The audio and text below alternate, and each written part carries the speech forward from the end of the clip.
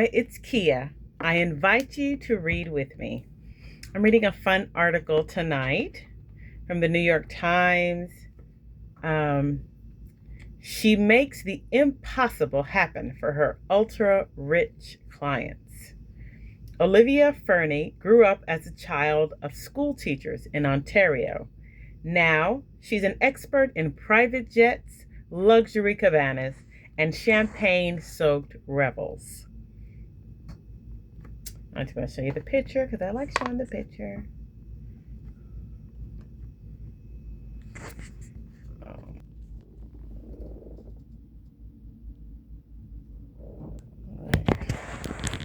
Let me read a little bit of this. This was written by Guy Trebay, reporting from Las Vegas. This was published August 9th, 2026. Over the top was the mandate. The client, a wealthy med tech entrepreneur, was on his way to Las Vegas to close a $150 million business deal. A celebration was to be had. He wanted something crazy, Olivia Ferney said. Ferney, 25, is a luxury travel specialist with a knack for fulfilling the implausible desires of her ultra-rich clients. It's hardly a job she could have imagined for herself when she was growing up in Dundas, Ontario. A child of Canadian schoolteachers, Ferney knew nothing about the world of private jets and $25,000 a day cabanas until she discovered her unusual line of work about 3 years ago. I was basically up there in my little log cabin, she said.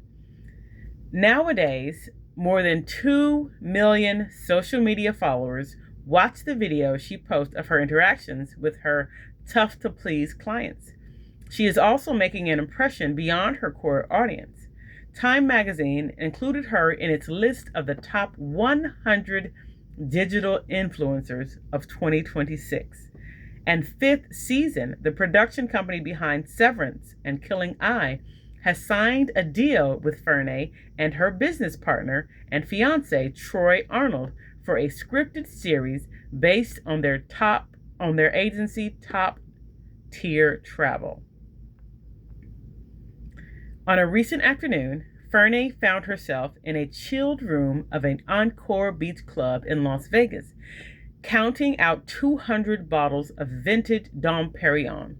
Outside, it was 114 degrees, and the club's 3 nearby pools were mobbed with tourists wearing patterned swim trunks and neon thongs. Many were chugging $70 mojito big cups. It's a bunch of people getting hammered in a pea-fested pool, is how Ferney described the crowd. The champagne bottles were part of a stunt she had arranged for the med tech entrepreneur who wanted to celebrate the closing of his business deal in high style. He's a huge Dom drinker, Ferney said. Early in the party planning phase, she had posed a question to the client's spokesman and handler. Would 6 figures for the champagne alone be a stretch? That would be just another Tuesday for him, the handler said. To that, Ferney replied, let's try to set a world record. Then she got to work arranging a party that would be deemed worthy of an entry in the Guinness World Records. It's a sickness of mine that I think I can do anything, she said. To certify the record, in the obscure category of largest champagne presentation, Ferney roped in a Guinness World Records adjudicator who would attend the gathering and survey the ongoings with a close eye. No one is really even going to drink the champagne, Ferney said, noting that her plan called for scores of servers to blast the partygoers with bubbly. After booking special access to the DJ enclosure at the Encore Beach Club, part of the Wynn Las Vegas, she liaised with Diplo, the resident celebrity DJ.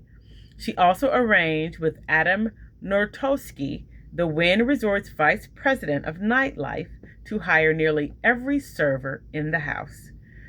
On the day of the event, Michael Imprick, the Guinness adjudicator, flew in from New York. For him, the Las Vegas stopover was just one point along a circuit that would take him a Hy-Vee supermarket in Iowa the following day. I'm going to adjudicate the most pineapples sold in an hour, Imprick said. Don't ask. As night fell, the furnace heat of the desert city was still stuck in the red zone. The gates opened to a crowd of 2,800 revelers who had paid anywhere from $1,500 to $25,000 for a table at the outdoor club. Few, if any, had met or even heard of the entrepreneur masterminding the event. But that hardly mattered. What the glossy strangers provided was an appropriately uproarious backdrop when the inevitable reels of the blowout would stream on social media. Near midnight, with the temperature at 98 degrees, partygoers formed a mosh pit near the stage, pumping their fists to Diplo's bass-heavy set.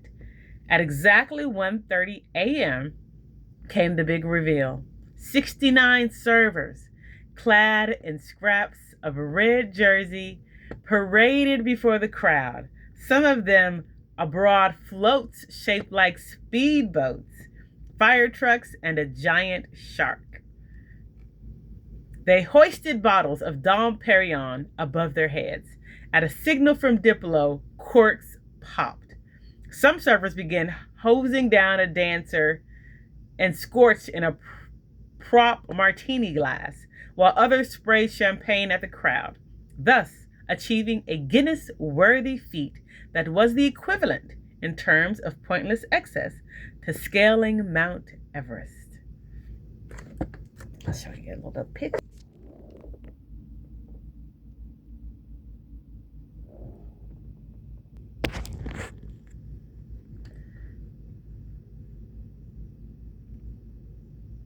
Undoubtedly, the most anomalous element in this unlikely scene was the client.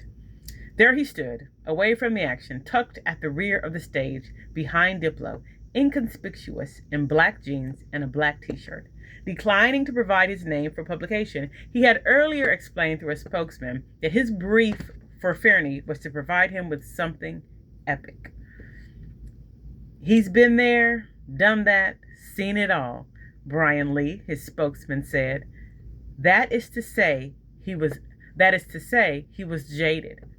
Yet, there is jaded, and then there is a man of means, willing to empty his wallet for the momentary thrill of dousing hundreds of strangers with expensive wine. The final cost for the liquid alone, 125 bottles of Perrier Jouet Grand Brut, 50 bottles of Dom Perignon Brut Luminous, and 5 bottles of Dos Hombres Blanco Tequila, amounted to $226,000 and change. Honestly, he would have spent more, Ferney said afterwards, but he got hit hard at the casino the night before. One of Ferney's working mottos is, "Our job is to execute, not judge." Given that she and her business partner are routinely tasked with fulfilling the whims of those who think nothing of laying out $2.25 million for a week-long yacht rental on the Côte d'Azur, as recently happened, this makes a kind of cockeyed sense. Each client of top-tier travel must fork over an annual fee of $100,000 and agree to book $1 million in yearly travel. John Block, the chief operating officer of Park West Gallery, which sells high-priced works of art on cruise ships, said the fees were worth it. Not long ago, he explained, Top Tier booked a private jet on a short notice to collect his ailing sister for a family vacation.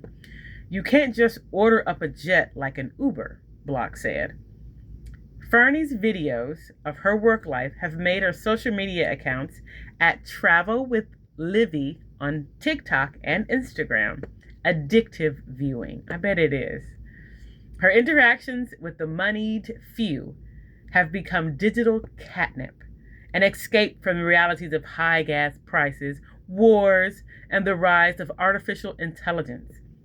And though she may not judge the people who pay her salary, her viewers are free to hate watch. She manages her clients' requests with patience, good cheer, and a dollop of irony. No task is too large or too small. She has flown to Paris to retrieve the largest croissant in that city to please the daughter of a Miami billionaire. For another client, she bought out a day's supply of an Ontario bakery's locally famous butter tarts for a holiday meal. Backed by a team of 10, Ferney and Arnold, 38, routinely score VIP perks, including reservations at hotspots like the Manhattan Steakhouse, the 86, close access to Formula One races, and bookings on private Bombardier flights for clients so choosy they look askance at Gulfstream jets. Before starting at top tier, Ferney had never encountered anyone like the client whose child experienced a meltdown when an equipment malfunction forced the family to fly commercial for the first time. "I'm Canadian," she said. Ferney bubbled into this gilded world after meeting Arnold at a Miami club. She took a job with his agency partly to fulfill a visa requirement, but now she has adapted to a life of unceasing luxury travel.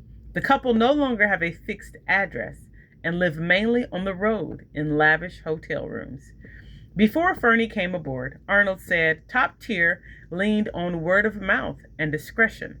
"We worked with billionaires and got our business through quiet," he said. All that changed after Ferney suggested venturing into social media. "We did informational reels that didn't land and then decided to triple down on client calls and reenactments," Arnold said. "People ate it up. Basically, we have normalized what's insane." Over breakfast at the Tableau restaurant in Las Vegas, Ferney acknowledged that a lot of the cliches about wealthy people are true, but there was at least one misconception. "People think the super rich are unhappy," she said. "They're not." That's a good article. Thank you for reading with me.